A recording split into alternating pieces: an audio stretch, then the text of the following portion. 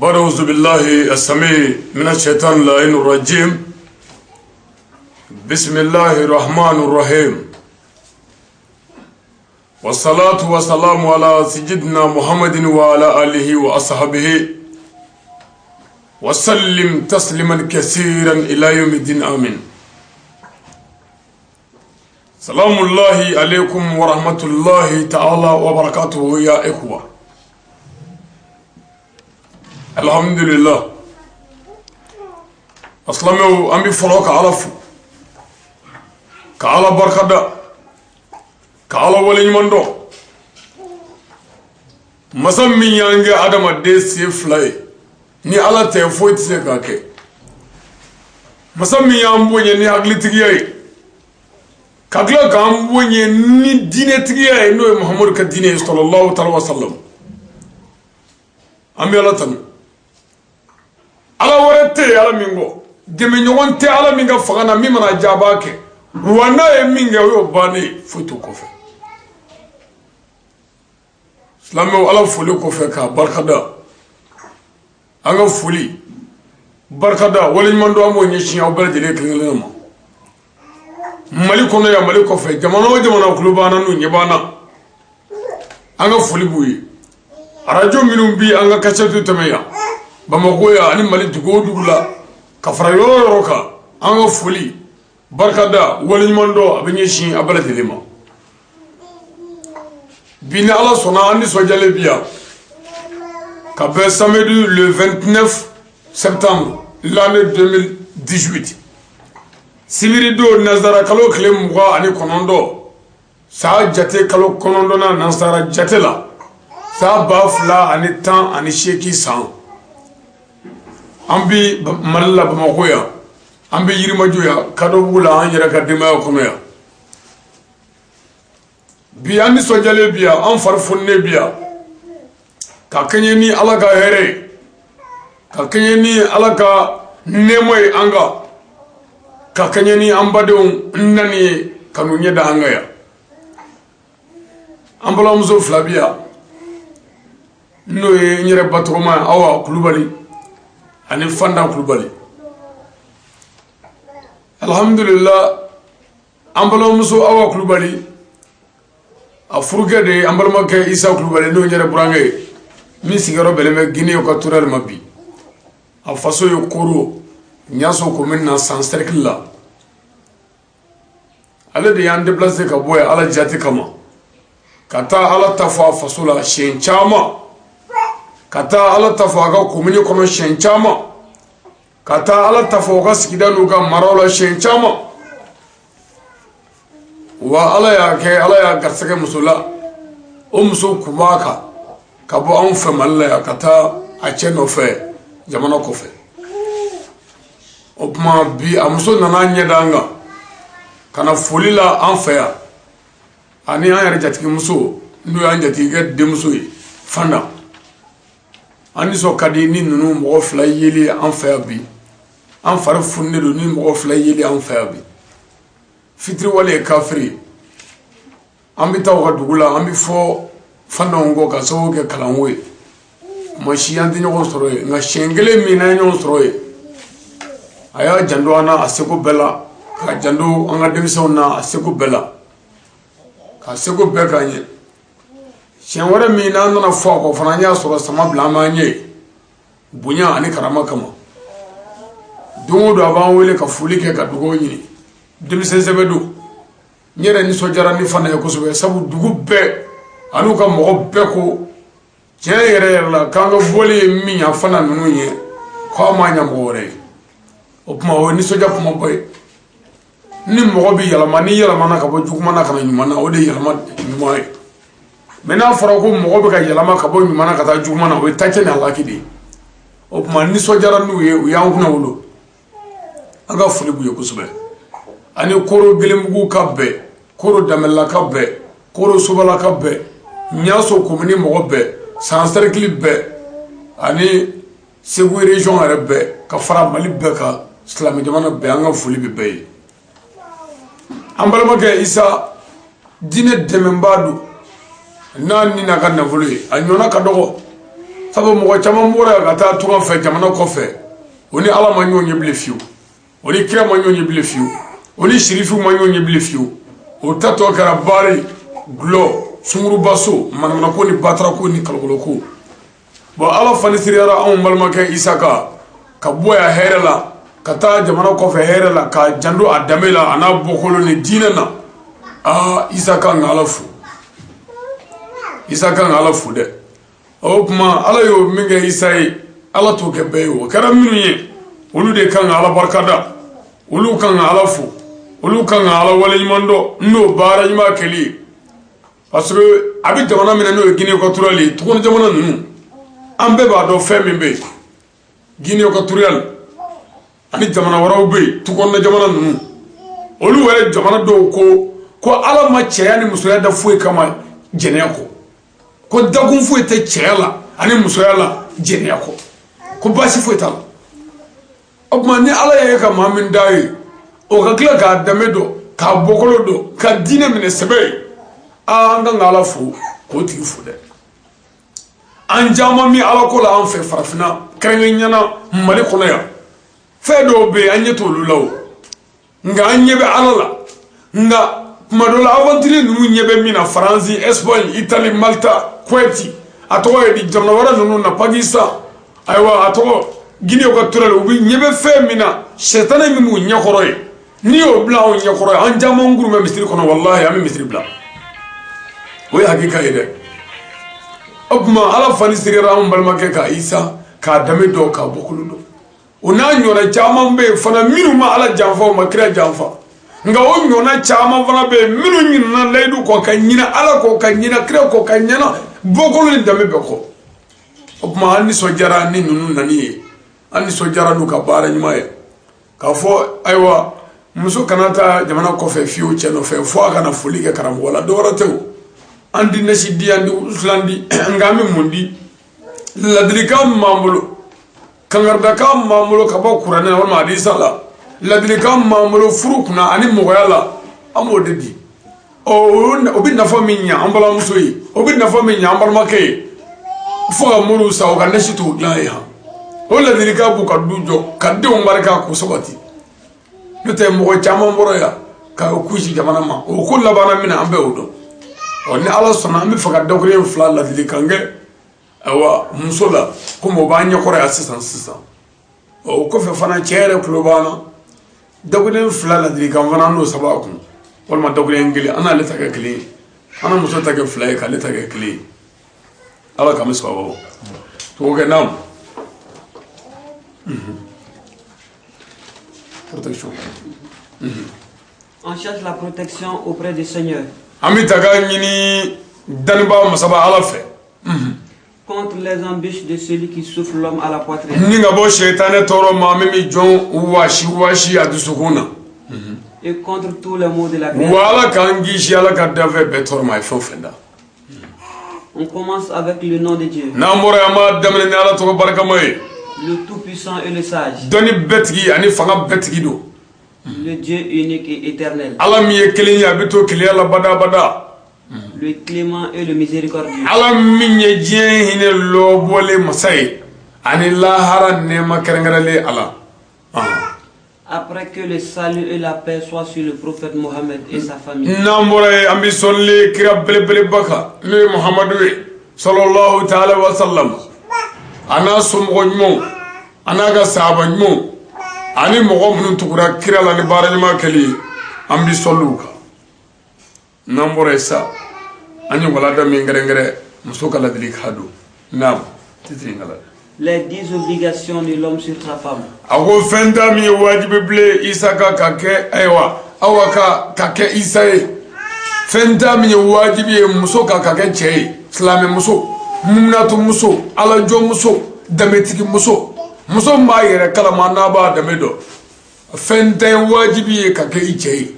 o tuma kana nin miiri muso wɛrɛ ye dɛ an b'a wa nin miiri dɔrɔn ko nin kumakan in yɛrɛ kan bɛ e kelen de ma ko fɛn tan min ye wajibi ye ka i k'o kɛ Isa ye tan kiriya ko ten tan ni kelen y'i jɛ nafa t'i ka taali la ni kelen y'i jɛ i y'i fa lebu k'i ba lebu ni kelen y'i jɛ i y'i bɔkolo bɛɛ lebu ni kelen y'i jɛ i ye furu janfa walahi tan i tulo ma jɔ wa Non.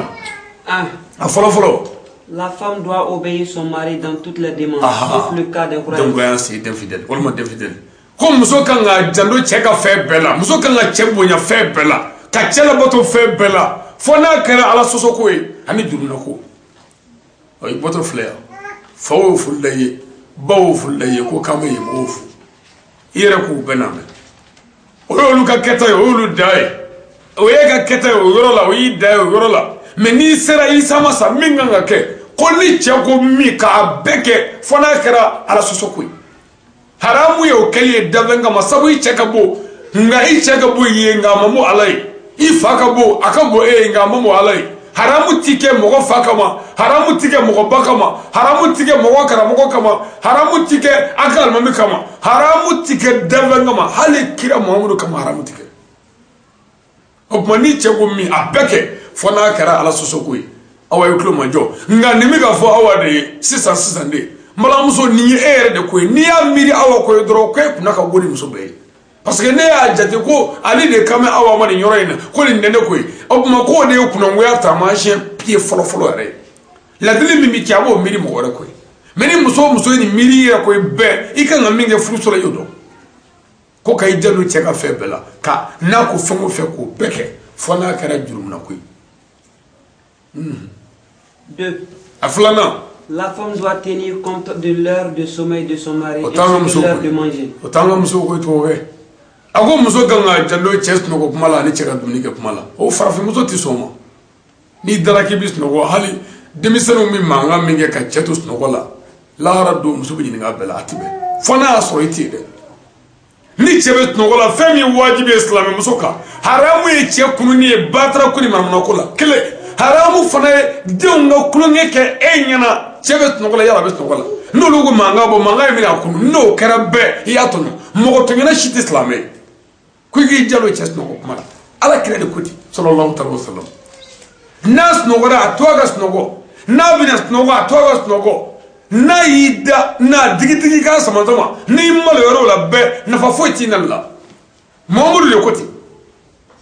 on dit maka fo minga danya mo fo shere fembale yo kire de yafo oguma ko muso ka jano ches no ko kumala ko ani chega dumuni ka kuma muso naga dugula dai dumuni bi mo midila ne ka tumuni ke o ke eta mo 14h la ibi jarama ko wallahi ala tife o jarame 200% kan nga ga disala de mo to gena do ma fo bi tasuma bana menen na ko do kera o kote ma fo bi naso directeur na ko do kera o kote ma fo bi kono kume du kono ko do kera o kote ma fo bi sanyi nana bi ko do kera o kote mais ere lada e ka gwa ka o ke 14h do ka soranga dugu lada e midi ibi jani ma kono muso hali ni ka jalabu ka bo voilà ki jallo ches no ko mala ni jaga dumuni ka mala dumuni ka mu atan amabane akage dumuni fona ka siga dumuni tobi fona akake yoro mi sanyale do muso fe wajibi du ka walma dabla yoro sanuma kana to dega sigi podala dumuni tobi yoro la o tibe ire ko ki je ki ire wala e ka dumuni labe ka nye me kini bele on verbi ni ya ble da kono na mi ni kari abi bele woro ni fatte ni bela ko olu de muso we ni muso ko to ko ngara dewolo katati denfu wolo kata o ya bale di fo mogo ka do ko furu ka fo nyoye furu kuye ewa donina ane kenejala ka mogo bi miye me furu hayata mi me do wajibi muso ka kake chei iklojo niye ewa furu ko kuma me ala no ka fo nyoye ko kuma me ala fo shieki won mo kono dona kujmena parce que fait do de be minu nga boni o no make ka fo nyoye ti fo nye anti bagawro ngay mo de okuma yoro ka ko gaje ika dumuni labe kanya ka ji sanma nyini ka bli kara fe awa deunga bui kara fe o kana dumuni nogo aka tubi aka ja aka sega du isoko bela bi absega nye awa kini kara to de kini ci ramolo bi absega nye me ere ka gwala ni be tubi la ka ba dumuni tsega dubi ni muso bete bi jarma ko wallahi latif ni tise tatubi kala kebe ndete ni tarado ibu bogoto no walma ibi gwala bi anga atoko de ji chera ki malula kini na kini de fekala na fo nyengini ka nyami nyona ka ato kamaya o kera minge opuma mo dimini koro do me oye odo de ere ka lada toyi ala bi ya fayma me ere ka gwake o ke so pa o mo to na de ni ay muso la kana nyaga ga sella de jarme de do ni asabana ko ki jando flana do flana ki jando chest no ko kuma la ntika dum ni ko kuma la mais ni muso bi che kunu ni che bi na da na ko minanda do mi na nga so atoro maro no na ay wuli o kuma no na ba wuli mais ka ke che dales no ko la ni mango mara fe ka ta che kunu o mo to na de ala ta fe haram vas-y 3 fenda mi wajibi ble ambala gawka ka ke chewi na mo ko beti barkamala na mo ko be abukula na mo ko ba damela asabana na la femme ne doit pas sortir sans l'autorisation de son mari. Otanga problème nungu oui. Comme so se fla kene mani chega jete bi jare bakon hali butiki la. Hali koroboro butiki mi blaga kare kon. I se kata fraise sa ni chema jena eta. Ibi jare bakon kire koti lara do billahi. Kana nyaga ka jalamu la no akasella. On di mata fo ala de ya fo ala kire de ya fo bana musuka direction e chedi ni chema valado aywa atodi levi kala na bujera be o ko mo mai pour que vous disiez que moto la moto ka moto bitadi mais non yi sigi do moto tarna ere abma ibi ni ga mo a mumala fero bala min da la dai moto se butiki la ni cheka jete bi jare makro billahi hali kata forisa sa di demo ibi sarala na beso na ko ta odo na ko kaniseta dede ale ni debe kami yo ko o kiliba ni deni ala ce lahara e ka sara e ka fendula mais c'est kana mani caga jete bi jana makolo demuni yere manno ko batra ko handara demuni yoro la handara ko yoro la o manno ko batra ko de on fer no ni muso bulle ka beto demuni yoro la ni teoje go o dabla ni muso du haram mais an la jabani de to dali doni bawo debi wele islamo ya kan jere de umaro e de so de chey abi foka de to na bakari ay kan jere de to na bakari ay to kala ka de bol muso ka mumula fursiri me ah islamo jumande fursiri be ay wala sna ko kay muso ye muso ndo ko so mo ko ku jenane ay dile lasna ma islamo ya kan jere dile lasna ma ay to ko ke ala ka bol ala ka nyina bo ala ka furnishi be mais o mime ke muso ka mumula o mani muso ko ku beta de yoro muso de almami wa moru de do wa am faga do ala je fuite na rabbono suru bodo note oni te moru wala te almami wala ite karamo way e katta bita muhini muso ko ku ba cede bulu hali barikero haramu ni chama janati be hali fani basado haram ni chama janati anga islamia kadiala mislana de bagay wala che chita fo muso fatara ko anga ta shudo ko muso titola chetofu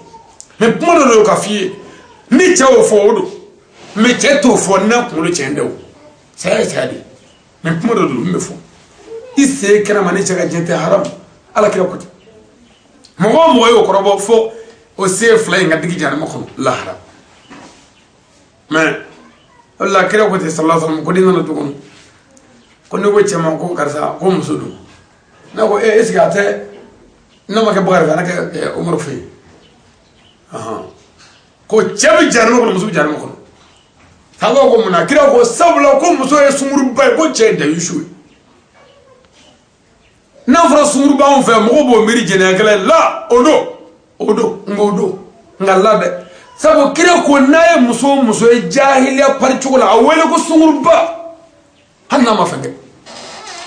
bogo da yushu ti do alaka hinina abada da yushu mo de mo ko minti kila ka marala aye mo te musula musu tala min musu mata min akasra tola okuma ko na to morfa na ke jaga jafe okuma ni ala sikare kisigo ka are abe morfa be jaga fe era mo do are me sikime ko ra bi tayaro ngadai haram do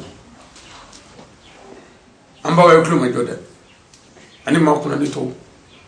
kuna ngo na fo ko ali ga awade da je ko awagala di ka jara da sabo tale koy o awade koy awala ka ikame bae to ga nam ka La femme doit respecter l'honnêteté de son mari et garder ses biens. Ah, muso kanga jalo che damela ni ka cheka fa mara kanye. Muso kanga che dame taga ka cheka fa mara kanye. Dame taga ni koro ejmai. Beba do HS abisiki dala Allah diri do ma mano ma sabedo atati se mama. Me enale do eni do be kelela sikidala. Ko ke jo be. Islam wa sabalo ko dame chenai. Tesla me te horoyi. Che dame taga eni ala che na fo ay na sigidala na fara go shemi juena o be muso bolo sefa min cera o be muso bolo na fara ko fɛn min jona o be muso bolo e dum ya hali te dine tigi ye ite so ye woni ye be dami la maymaya la ni masabaya la me e muso nana ke so wesi dala ay fo ko muso yi dami che muso yi che dami che ala ta fa kira ta fa way bi de miso fo de kana mbogo do e la billahi che dami amabane ko ani ka che ga fo marakanyi che ga fo marakanyi mi o misal instrument do dima chega fe hali chega selida ga sigile kila muso sigile sumana na nyekli flashura selaga ga kila na ma tagabo kila la harado abin ni ngola kuma ko muna atado ko klebi selaga e manade atado ko klebi sega chanwa awodo kuma muna mata amugo tala kuma ni mugo tala ni mugo tela ala mugo tika bato fanchila ola bi muso chamani disani fawo ye mbora to wadi mi wurdu ke mi stolike kraka ay bi jale ba khono ni mo mi stolla kraka ay bi ta wo jonu ngoro wo islamo de kodo ni mo mi mbora maga bi kishi jonu ngoro wo islamo de kodo me islamé mi fone bano ma ni na zabri kuna ka kolachi mi ala mo tila o be dagani halaki ka shuru eka muso islamé ka do wallahi ka do mo muso ma jano chega fe na ala tife chega fe na folo ma fo ngoro chega fe hali di ngodo diw meni che bora ibi diw ye ka bangino ni fanelu ke fo muso jugu ba fo he fabu ita dabla kan ba fu pawon ve ke fanen dabla ab male rema fane pawde afu wa dabla ibi jana mo khono wal ma dabla paw bi na le fo pabu were bi na kun jo dala kana ye atigana ka to ka tabana ka banini ab ma na gona ka ga wa fu wuluni na pabu mine de wuluni na pabu mine de o kama aba dabla o ko ko wulu kusarani na fa futi labli muso jena ni mi jano ikamara deuna chega marala chega feuna akofe na voloma feun aga fanu hali che sabara boga bla duguma ni mo chega yele safe ko bla ronmana ala mo ko teka fuila na kumfuiti la iga kiri folo chene ani laba awa yoklu majo ni ngelni je ka fi be ko trolo tala ala mo ko fuite je yorosla ala mo ko be bara de la voilà ala nyeba ambe fanana il ka dubla ki fabla ki babla isa de kama o kuma mimi ka foni ni mori klo o fedro o tachina la ki ala ka doa non 5 aduruna la femme doit accompagner son mari avec des bénédictions et l'accueillir à son retour avec plaisir voilà ni muso bi ni chebna bokana ma muso kan chebla sra ni dugowe wa mabane ni chebna muso bi ta chep meni dugowe ani so jale fa afat funne ka ablasra na bi ta yorola ni dugowe nu sera dala akara kenemana dayo akara atoyedi e so boda konona yo ni so duri kimere kuru kay yere dogale op may ba fo ni kalfa alala ala ka taka sigi nuya chaba fo ala ka ndo kalfa kono aba fo ni yere kalfa alala iba fo ala ka ndo kalfa kono chebita ga tala ni chema ngame bare be bla pew ika bulika kumbe muso ticha kumbe jarme dedo hal kala nyaga ga sella ni qur'ana che ndo majeni horo ko krea nyawo sabu momudu yo foko gelea ko muso aga steli takishi su takishi daga takishi hiji takishi kwano kumwe chemunu nye namo lu bunye be ala mogo taka batola pour que ala mogo ga je ka batola fa ga soro inna ku yere mimila iyo mena sebe me onga muso nulu e chema ngama ba dabur bi sama iyaye mama la jarma dedo kanya ga sella to ke nam 6 aworona la femme doit aider son mari en cas de souffrance sans se vanter. Ah. Comme muso kan chede mani chede sara ka soro muso mo wasa kuna. Ka wasa kana do jme. Ni muso e chede mani gelabila, ni muso e dorme dengelen vara ika diunga ay wasafne warka. Ala ni bala ha wala ba sara na ay deme. Ni muso e dorme dengelen vara ika natungoka ka soro ita kalama ala ni bala de ala de ba sara. Ni muso e dorme dengelen vara ika kuranzaraka ita kalama ala ni bala de ala de ba sara. Ni gele bi ni muso e wardima ala ni bala de ala de ba sara. Ini muso ga fonyongo do na ya fo adala ya mugo sali ala mugo tiga ka fulabli. Kele ni wula kimi muso keme furu ni muso go tinjo nginjo ala mugo taga fulabli. Sabu jaga ni ma be kunkuye pour que ga dale kelema. Aga ni ma be kunkuye pour que na le wala jugo ke kano fo. Opma mugo muso ya ka nyumangele fo che. Ala yi baniga nyumana iyi minga banola imina minga ala mugo tola tanke ibete fika botula. Ni hage woro nay Vas-y. 7.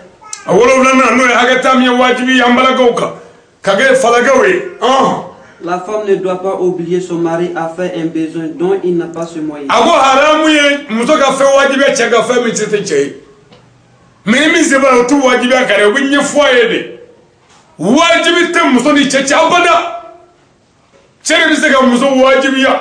Mais haramu ye muso ka cɛ wajibiya ka bila fɛn na a bɛ se fɛn min na jango a tɛ se fɛn min na fɛn min se bɔ ye i b'o de ɲɛfɔ n'i mago b'o la i b'o de fɔ a ye masalan ni a tɔgɔ ye de an k'a kɛ i ye dumuni kɛ sisan an k'a kɛ misali la i bɛ fɛ ka boisson nege b'i la kan bi n'i nana muso ɲuman hɔrɔnmuso quoi ne kan bɛ hɔrɔnmuso ne kan d'aw ka falamuso ninnu ma quoi bilahi ne bɛ ka kuma n kan bɛ muso de ma muso min y'a bɔ cogo dɔn a faso ye min y'a bɔ cogo dɔn a ba fɛ yen min y'a na cogo dɔn cɛ kun min m'a nakun dɔn walayi n kan bɛ muso ma muso min mago b'a bɔkolo la n'o tɛ e ka muso in ko tɛ walayi n kan tɛ muso in ma n kan bɛ de muso dɛmɛtigi n'o bɛ fɛ ka boisson ɲini a cɛ fɛ dumuni kɛlen kɔ a bɛ na so dɔrɔn a b'a wele papa walima kɔkɛ walima baba a ka wele tɔgɔ min ka d'a ye en tout cas a b'a wele o dɔ la ko boisson ka di ne ye dɛ boisson nege bɛ ne la dɛ daw ma n'i tɛ o ma hɔrɔnkamalen b'a dɔn ni nege bɛ n ka muso la n'a se b'a ye hɔrɔnkamalen b'a sa n'a se t'a ye ayiwa a b'a fɔ a fɛn nɛgɛw bi mɛ an ka musow tɛ se k'i deli diɲɛ foyi la n'a ma kɛlɛ ka bɔ o yɔrɔ la bɛɛ y'a dɔn k'a fɔ dennin ma mara a ma bɔ mara yɛrɛ la fiyewu n'o tɛ n'a mara la walahi min kan ka fɔ i y'o dɔ sa o tɛ se ka ɲininka o ɲuman bɛɛ kuma bɛ na ni n'u yɛlɛla waati min i bɛ yɛlɛ waati n'u ɲɛ kun dɔrɔn kuma ye tɛmɛ o kan n'o tɛ n'i ko k'a la dɔrɔn foyi tɛ i bɛ tɔɔrɔ ma kɔ ɔ muso muso bɛ tɛlɛ mɔgɔ dali kana seli yɛrɛ haramu ye muso ka fɛn wajibiya cɛ ka fɛn min se t'a ye min se b'a ye o tɛ wajibiya jango min se t'a ye n'i b'a ɲini an fɛ de i mago b'a la mɛ n'i y'a ye muso ye fɛn ɲini cɛ fɛ a m'a kɛ ka bɔ o yɔrɔ la kira ko muso i tɛ muso ɲuman ye sabu ko muso ɲuman tɛ dɛsɛ cɛ la abada hali ni cɛ ye kafiri jahanɛmɛden ye o kɔrɔmasuru ye min ye Firawuna ye kafiri jahanɛmɛden ye a bɛ jahanɛmɛ kɔnɔ Nabilahi Musa ba kɛlen ka Musa fili kɔgɔji kan ji kan Firawuna ka mɔgɔw ye Musa ta min kɛ Firawuna ka Musa fa a muso Asiya to ko kana nin fa koyi kana den fa e ma den sɔrɔ ne ma den sɔrɔ an ka nin k'an den k'a nɛgɛ kafiri jahanɛmɛden hinɛ tɛ cɛ min na Firawuna don o kafiri ba in a ka kafiri ka jugu diɲɛ bɛɛ ta o don mɛ muso ɲuman y'a nɛgɛ k'a nɛgɛ fɔ a ye den to yen fo den nana Firawuna fa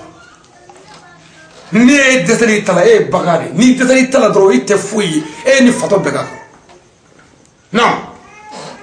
8 a seginna obéir ses parents comme ses parents yɔrɔ i ma muso ko kuma mɛn fɔlɔ i ma cɛnimusoya kuma mɛn fɔlɔ dɛ n t'an selen seginna ma e ye cɛnimusoya ko kuma mɛn e ye dilanko mɛn wa a filɛ nka a bɛ dɔw yɛrɛ kɔnɔ hɛ furu kun ye cɛnimusoya de ye n'o tɛ foyi tɛ se ka kɛ a b'o k'a kɔntu wa a b'o kɛ sugu de kɔnɔ a b'a kɛ baji de kɔnɔ wa nka a b'a kɛ dilan de kan a bɛ kɛ bo de kɔnɔ a bɛ kɛ dumuni kɛlen de han la ilaha illallah jaa bɛ kɛ silamɛw seere silamɛw kɛlɛ ka seereya ta k'a fɔ muso dir'i ma i bɛ taa ni muso de ye o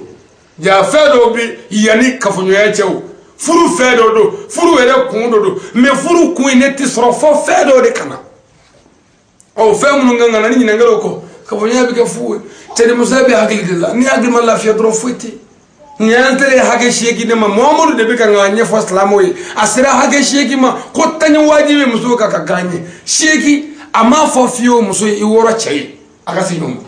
seegin a m'a fɔ fiyewu muso fini bɔ i la i ni cɛ ka jɛ a m'a fɔ fiyewu furu kafoɲɔgɔnya a dama ma la fɔlɔ fiyewu nin y'an tɛle seegin na ma e ala mɛ an balakaw ɲinana nin bɛɛ kɔ baarakɛla taara ka nin bɛɛ kɛ k'a ban k'a tɔ kɛ ayiwa a tɔgɔ ye di cɛnimusoya in sa o kɔni bɛ ɲini k'u fa baarakɛla bɛ fɛn bɛɛ kɛ mɛ cɛnimusoya bɛ ɲini ka musow fa fo baarakɛla bɛ ji bɔ ka taa sigi ɲɛgɛn la o tilalen kɔ ayiwa cɛnimusoya a bɛ taa k'o ji la e bɛ manda ne ka bɔ ko da ye baarakɛla bɛ cɛ ka dumuni tobi ka cɛ ka so furan a tɔgɔ ka cɛ ka dilan da ka sange sɔɔri fɔgɔri kɔrɔ in bɛ sɔrɔ ka na du kɔnɔ k'a da cɛ bɛ si ka cɛ bɛ sɔrɔ ka si ɲɔgɔn bɛɛ san a nɔgɔlen bɛ sɔrɔ ka n'a tolilen k'a bɛ n'i ko jarama ko ji la baarakɛla ka pɛrɛn la ko ka ji kala joona k'a bɛ t'i ko a bɛ t'i ko ka n'i te walo ala ɲɛ ala ni ala ka sabali tɛ i b'a te turulen to dugukolo la ka bere kɛ k'a fura fɔ kaburu jarabɛden don ko muso ka cɛ somɔgɔw k'a somɔgɔw ye ka cɛ fa k'a fa ye ka cɛ ba k'a ba ye ka cɛ kɔrɔw k'a kɔrɔw ye k'a dɔgɔninw k'a dɔgɔninw ye hɔrɔnmuso bɛɛ kan ka nin kɛ mɛ an ka musow t'an faw fɛ u t'u fɛ u t'u fɛ u t'u fɛ u t'a fɛ a t'i ba fɛ a t'a fɛ a bɛ e de fɛ a bɛ e de fɛ wa i pɔsi don n'o banna zoro n'o banna dɔrɔn o y'a bannen ye dɛ anga muso tan no fe tan no fe tu fe u tan ngoro fe tu fe tu fe ku ye u tu jati fi o ka moy ni muso baba na ati se ga joro so me ere babi bana ta ro fe mi rabesina hali seri to bi kadimba ma madola muso jugu do se ga ke ngana o muso jugu baba na se ga sigi ibado ro ko e bata bayo obéir tes parents ses parents comme tes parents ka somo ki somo ka fo ki fo ka bo ki bo ni desero la do ye che janfa ni ala tablere ni hage shekina hage tam ye wajibe chen muso kan ya shekina amara ko na desera hage bela aywa feo fenye tay fe mire tay sheki be ni ngaro be ko flopeo wala konondo be ni ngaro be ko peu dengele ne tara ko bla sa fe ko buena be ka so fui nam 9 akonondona la femme doit être toujours prête par rapport aux besoins sexuels nimbe fole sa kila sur la ka fo ko muso fana ka la besa man bela furu ka nyo kama ni tego mi obeke tebonya sumo bonya aga fo mara kanya na bi tnogola to aga lafia dumini to bi air la ka da metanga kana bo kelma ni tege jete na bo abla sra ka bismillah fana na to wa mabane ko ika somo ki somo ko ni mbela fana na mo jora e la glanwo la ko ka so ida be am figa ke wi ko ni cheko amogo bi la ko ka so ida be na ma begi la be ki akono ina fo ne karamo de ne ka kala no ngam wala be ma be wajulu duguta ne ko ya ta do ka so ida be do ta wala mata sida ne to ga wala sida ata to chiminan to do rago ambala so na kana ngata ko ne fo ay gafeta wala be ka shuraka kuma toge kuma bella be ka karamo wali ka wole ko wajulu la no ko ta ko kuma be na wole ka ta wajulu kede voilà muso ti cha wole ko mo go bila kuma be charabo fo de mana ne bila bo fo mais charabo fo de min voilà ko ki la be de ka an ko na mo go bila kuma illa be ka ko kuma nvar man nabi taala wa wanta ko la bi taala kuma dola ko ere farmani la ko nyere bi so go fray kuma dola courage dila ko nyo fray mais madola bana do bisigi min ala nyebo law tite folla ngam muso do be galo fana tige ala no bu jeni ala krefe o to shitu lable o mo be galo tige atoko ede ko ngara ko o bi ladala ka galo tige ko bi ladala muso ka bare do bi jarma ko ala tife wala ko kono ko dum ka so foytu la jena bi ni ku fa ala mo fotila ko muso ga jandola anga muso ya bebla pe ko pour yoro ne mi na saoni furu kala furu ama jasigero la ne nga chefa ya tono papa ko ke tu ni tono ni papa ne ko ke bisega agla anga taf ni yage konondo nae to ke nam 10 atana la femme doit faire des bénédictions pour son mari ako muso kanga dugo ke che s'il est musulman ni islamedu dans le cas contraire elle prie Dieu pour qu'il puisse être musulman bi ala dila ye karanga na ko ala kasega dem ala ko dem kasega islamé ni aga tam ye wajibi ble awa muso ka ke che mba fa ni va mbala muso ye ani mbato ko may awa ko wali ana bala muso ye no e fanda ya islamé be klubana islamé fo klubana be ko kacheti mi awa waju kana waju ka jembe waju mo mi ya famu afoni ngwe aben nafa ni yake awa ko ati nafa na mi nafa inaye awa anga wasili na nga prene gele be ko ye ka se ka glam iboto do en façon la malaya kata jamana ko inyona chama mbora ya kata cha no fe olu tara che jambe o manya la fi si so le ko awa ko metti wodi o kube bulu inyona chama mbora kata che toro fu che ka baro be chambri jamana ko fe amba be kalamo o etato fleni de o ani mo wa do fe be no wa bulu adodron ko jena ko no fe fuwe adodron ko fueti che ni ala ko rete ni o don ibi ka keta ni ka foto do no kare bi de damila no kare ni ve mi o biso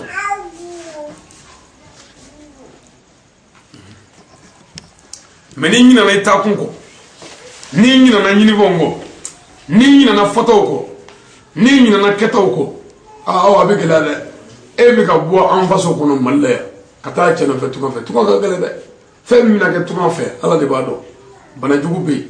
kaso jugu be fama jugu be kɔngɔ jugu be nɔgɔ jugu be a kana bi kɔnɔ fiye ko hɛrɛ bi sɔrɔ tɔgɔ fɛ ɲani de be u bɛ ka wari mugan min tada min ɲini u bɛ ka ɲini tasuma de kɔnɔ o kuma e bɛna bɔ yan de ka ɲɛsin jama awa baara be dɛ sabali de bɛ ɲini fɛ muɲu bɛ ɲini fɛ dɔgɔlen ɲina m'o fɔ Isa ye k'a fɔ Isa ye waliden don waliden y'a so bila k'a faso bila k'a ka jamana bila e nɔfɛ a ka sabali dɛ a ka ko dɔw to yanni don dɔw cɛ muso bi ko dɔw kɛ olu bɛɛ tɛ kɛlɛ koyi a k'a dɔw dilan ni hakili ye n'a kɛra ten ɲinifɛn caman bɛ nɔgɔya mais n'a ma dilan ni hakili ye ɲinifɛn tɛ sɔrɔ dɛ a ye sabali ni Isa sabalila bɛɛ ka ɲinini kɛ ni cɛ ye ka ɲinini kɛ ni bɛɛ ye ka ɲinini kɛ ni waliden y'a ye a hakili la a ka ɲinifɛn ye min ye dugukolo in kan a bɛ sɔrɔ mais cɛ o cɛ diɲɛ na n'i ye da sago waliden kan ko se b'i ye ko fanga b'i la Ala b'i den mago sa kulubali dɛ a ye sabali k'a ɲini aw fɛ a taa ko ye cɛlasigi min ye a ka cɛ bonya ka cɛ bɛrɛ ka cɛ tare n'o kɛra bonya b'o kɔfɛ karama b'o kɔfɛ fayida b'o kɔfɛ an bɛ dugawu fana kɛ an baden fɛn o fɛn tulo b'an na jamana wɛrɛw la ani arajosow la ani yɔrɔ wɛrɛw la an ka foli ani barika da ni waleɲuman dɔw bɛ ɲɛsin an bɛɛ lajɛlen ma k'a ɲini silamɛw fɛ k'a ɲini cɛw fɛ k'a ɲini musow fɛ an bɛɛ ka dugawu kɛ an balimakɛ ni an balimamuso ye n'o ye Awa ani Isa Kulubali walasa Ala k'an dɛmɛ hɛrɛ ka k'a la Ala k'an dɛmɛ bonya ka k'a la Ala k'an dɛmɛ karama ka k'a la Ala k'an dɛmɛ fayida ka k'a la an bɛɛ ka dugawu k'o la k'a ɲini Ala fɛ fana an ye furu in kalifa Ala la Ala min ka kalifa tɛ tiɲɛ furu minnu sirila la worosi la an y'a ɲini Ala fɛ an ka furu ni Isa ka furu Ala k'u bɛɛ fara ɲɔgɔn kan k'u siri la worosi la hamina ko minnu b'an na a dogolen n'a bangelen Ala k'a bɛɛ dilan an ye gariw ni tɔɔrɔw Ala k'u bɛɛ wuli ka bɔ an kan kira n'a zuriyaw kama salala Mustafa n'an bɔra an bɛ foli ani bonyamasegin ni barikada ani waleɲuman dɔ an b'o ɲɛsin an ka seyidi ma n'o ye seyidi Sharifu Usmani Madani Haidara k'a fɔ k'a barikada k'a waleɲuman dɔ ani cɛ waledenw dilanni na ani cɛ waledenw jɔli la ani cɛ an ka sigida dilanni na a seko la ani cɛ Mali jamana yɛrɛ basigi la a se la ani cɛ farafinna dilanni la farafin bilali la valeur la a seko la an ka foli bɛ karamɔgɔ ye a n'a ka denbaya bɛɛ a n'a zuriya bɛɛ ani kalanden ɲuman bɛɛ a n'a denba ɲuman bɛɛ n'a sugu ko tɛ yɛrɛ yɛrɛ an b'u fo ka dugawu k'u ye u bɛɛ barikada k'u waleɲuman dɔn ko n'an bɔra ye layidu wɔɔrɔ ko in an ma ɲinɛ dɛ an b'a saba kan an balimamuso ni Ala sɔnna a bɛna layidu wɔɔrɔ ta bi olu tɔla o jo kuranɛ fɔn ni layidu siɲɛ kɔrɔ ni Ala de y'a fɔ layidu wɔɔrɔ bɛ kuranɛ na o ti kɛlɛ ko ye Haidara tɔn tɛ maliyɛn tɔn tɛ diinɛ kura yɛrɛ tɛ wa taabolo yɛrɛ tɛ yɛrɛ kuranɛ de y'a fɔ Ala ko kuranɛ na suratul Prouvé ô prophète nga nabi ɲuman o ye Ala mankan ye quand les croyants viennent te prêter serment d'allégeance ni Ala danaya muso seri fɛ yan baya d'u ma a ye laɲini tɛ Ala danaya muso dama ko ye mais kuma mɔgɔ bɛ olu la sabu o de ye muso dɔw y'u labɛn i n'a fɔ aw y'a labɛn k'a bɛ bɔ Bangɔni na ka na karamɔgɔw fɛ yan garibukɛni kɔni aw cɛ ye wele kɛ n'o Isa ye ko Ali n ka muso ani n balimamuso bɛna foli k'i la sini o tuma muso dɔw de y'o labɛn k'u bɛ taa don silamɛya la a kira bolo Ala de ye kira wele ya ayyuhan nabiyyu iza ajaka al-mu'minatu yubayyinaka Muhammadu ni Ala danaya muso ninnu zeri fɛ yan baya d'u ma o kuranɛ y'a fɔ Bukari y'a fɔ Muslim y'a fɔ Abu Dawud y'a fɔ Tirmizi y'a fɔ Sunan Nasai y'a fɔ Ahmadu y'a fɔ Kurtubi y'a fɔ Bukari yɛrɛ ko kira ka sahabaw ko wa ala zalika bayanahu Bukari aya dɔ ko kira sallallahu alaihi wasallam a ye Umaru bila ka bɔ a tɔgɔ ye di Makka kana Madinɛ ko kana bayani Madinɛkaw ma wal rijalu al maratu muso ni cɛw bɛɛ ko cɛw ka baya bannen tabati ko Umaru nana jɔ musow dala bo kɔnɔ Umaru ko musow ma bo kɔnɔ a ye seereya ma wɛrɛ tɛ fɔla Mamadu ye ciden musow y'o fɔ Umaru ko akana fila fara laka akana shuani ke akana jeniya ke akana namarga sekoro bolokoro akana den foga ni kira Muhammadu ya bla bara jama mina aya Allah bayake muso ko anzona Umaru ko wallahi nyaya dafa kira Muhammadu ya kan ina garani Bukhari kuti o kala ko tola ala kame sababon akuma ambala muso do bata kamne ambi ngene ostri ambi ledu sabaka inshallah ibi bolo do ko tega kono opuma ibi ngani asri ka fo ibi na do bayala ibo ngani asri kono opuma ni min fu afla be je ka seboga salamu abu kanjiri ala mi ko be kanjiri ambala muso awa fulu bale bina ledu worota ka yere fere ala ma ka yere ni di ala ma ala kana deme ewa nti fla fara alaka nti fla fara alaka nti shuaneke nti shuaneke nti jeneyake nti namaraka se koronda ke mulokoro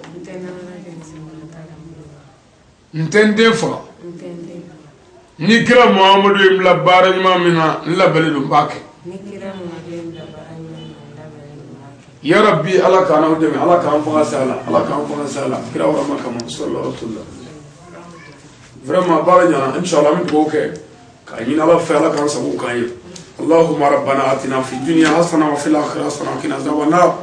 ربنا لا تزغ قلوبنا بعد إذ هديتنا وهب لنا من لدنك رحمة إنك أنت الوهاب اللهم لك الحمد كما ينبغي لجلال وجهك الكريم العظيم سلطانك صل سبحان ربك رب العزة عما يصفون والصلاة والسلام على المرسلين والحمد لله رب العالمين. السلام عليكم ورحمة الله تعالى وبركاته.